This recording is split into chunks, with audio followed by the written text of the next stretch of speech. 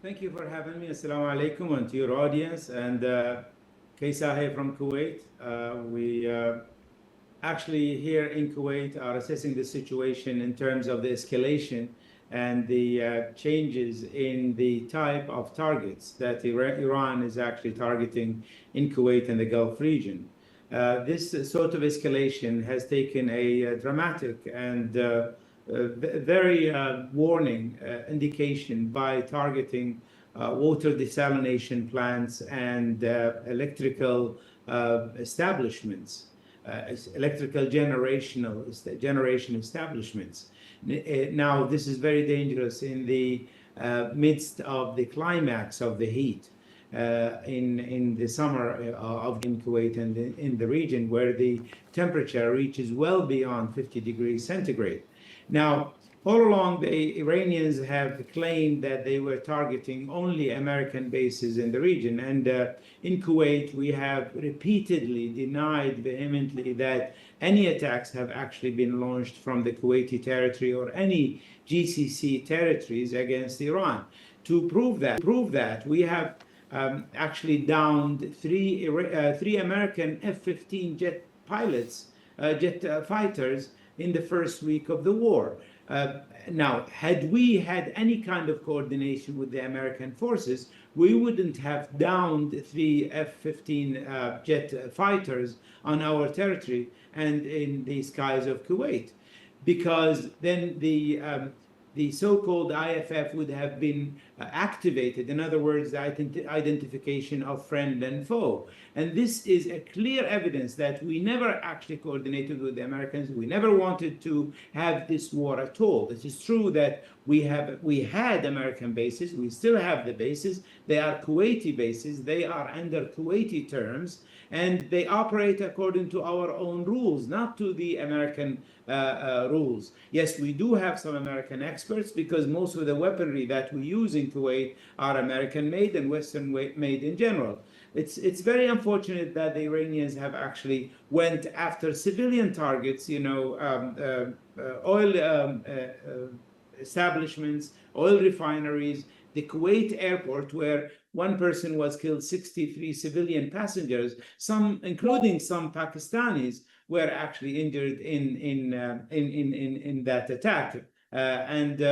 We also, at the same time, this is an opportunity to speak to our brethren in Pakistan and say that we highly actually put a lot of value on their role, their mediation role, their peaceful efforts in order to bring about an end to this conflict. They have succeeded temporarily with the MOU, which was unfortunately violated by Iran. We still count on their ability, the Pakistani ability and diplomacy, to actually mediate, to at least stop the Iranian and play a role in stopping the Iranian attacks on the civilian installations in Kuwait and the Gulf region. Now, the Iranians say, well, the Americans, the Zionists and the imperialists, are actually attacking, the Great Satan are actually attacking their installation, their civilian installations. Well, I mean, if you call them enemies, and if you call them Great Satans, and you call yourselves an Islamic Republic, you shouldn't be doing exactly what they do, especially against your own neighbors and against countries that are peaceful like Kuwait and are against the war to begin with. Mr. Saad Bin Tifla, what confidence-building measures should countries involved in regional conflicts take immediately? Well, that's the question that is actually the talk of town. We have actually proven resilience. We have proven our ability to intercept most of the Iranian missiles and drones. Incidentally, just to remind your esteemed audience, that 80% of what Iran had launched of missiles and drones were targeting Arab Gulf countries. The 6 GCC countries, Iraq and Jordan. And only less than 20% actually have been targeted against Israel. And the thing is that the American fleet is right at the in front of the Iranian coastlines, and they can see all of these the frigates and the carriers in front of them, and they have not targeted them. They are only targeting the Kuwaiti and Bahraini and Jordanian civilian installations. Now, we do count on our ability to actually deter this aggression. And I'm not actually using the term loosely here, because the Security Council Resolution number 2817, which was promulgated last March, had unanimously condemned the Iranian aggression against the GCC countries and against Jordan. Even allies of Iran, like China and Russia, did not veto that UN Security Council resolution. They abstained, yes, but they did not veto it because it is a flagrant aggression against our countries. Now, this is one thing. The other thing is that we count on our collective efforts, and we count on our friends and brethren, primarily Pakistan, to play a more conciliatory role to bring about some reason into the Iranians to say, look, do not target civilian installations in the Gulf countries.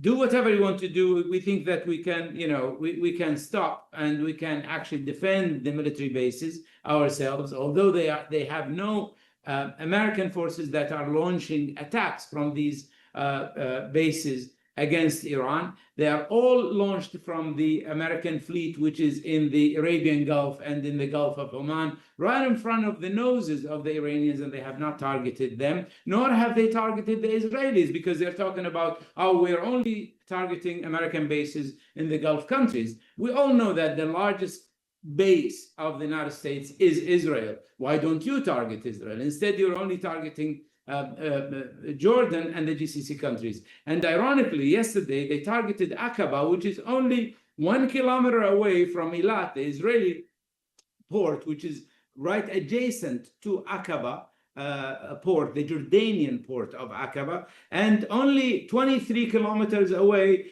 from Ram Israeli Air Base, where the American troops are actually, and where the supply line starts from that base, and the Iranians unfortunately did not target it. Now, that in itself tells you what exactly is happening here. They're trying to pressurize the Arab countries, although we have not been supportive of this war from the very beginning.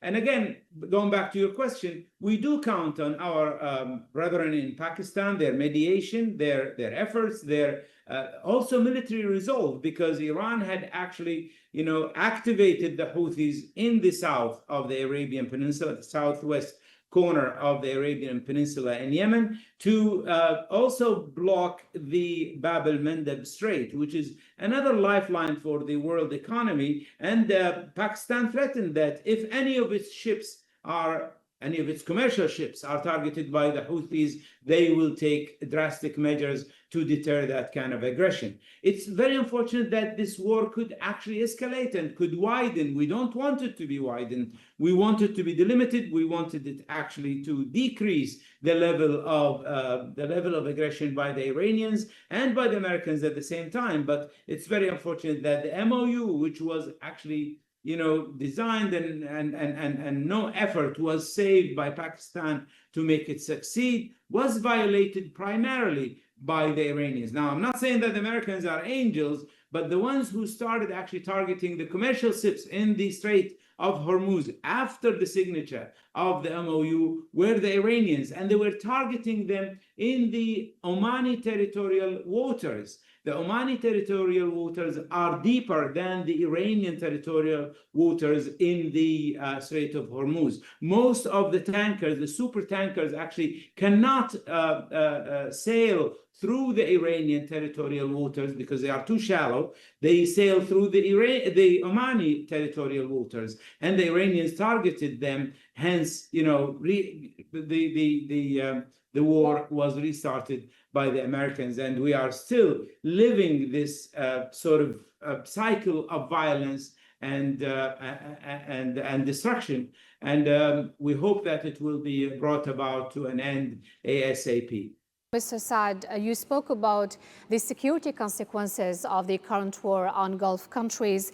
The war also disrupted energy markets, trade routes, and also investor confidence, which is very important. How serious is the economic risk for Gulf economies if regional instability continues? Well, so far, estimates are up to $60 billion of losses distributed amongst all 6 GCC countries. And the rate of growth, which was anticipated to be 4%, had actually been down to 1.3%. Now, this shows you the kind of disadvantage that these countries and economies are suffering because of the aggression, because of the war that was launched by the Americans and the Israelis, and the counter-war or counter-aggression by the Iranians against the GCC countries. Now, the Strait of Hormuz is not the responsibility of any country. It is an international strait that should actually be free for trade for all, according to the Maritime International Pact of 1982, which stipulates that it should be free of charge, free of tolls, free of fees, or whatever you want to call it. Potato is the same thing. There is no consensus whatsoever, and there is no agreement. And we think that no agreement for any control by any party to control the Strait of Hormuz or the Strait of Bab el-Mandeb or the Strait of Malaga or the Bosphorus Strait of the Black Sea. Now, this is the international community's responsibility. We hope that the international community will come together and say, okay, enough is enough. This is hurting and harming the world economy. World peace is also at stake because of this escalating war. The aggression by any side is unacceptable. Chapter 7 of the UN Charter should be activated, actually, to bring about an international flotilla to protect the Strait of Hormuz and to ensure the freedom of the maritime navigation in the strait. Mr. Saad Bin Tifla Al Ajmi, it was a pleasure having you with us on Asia One. Thank you.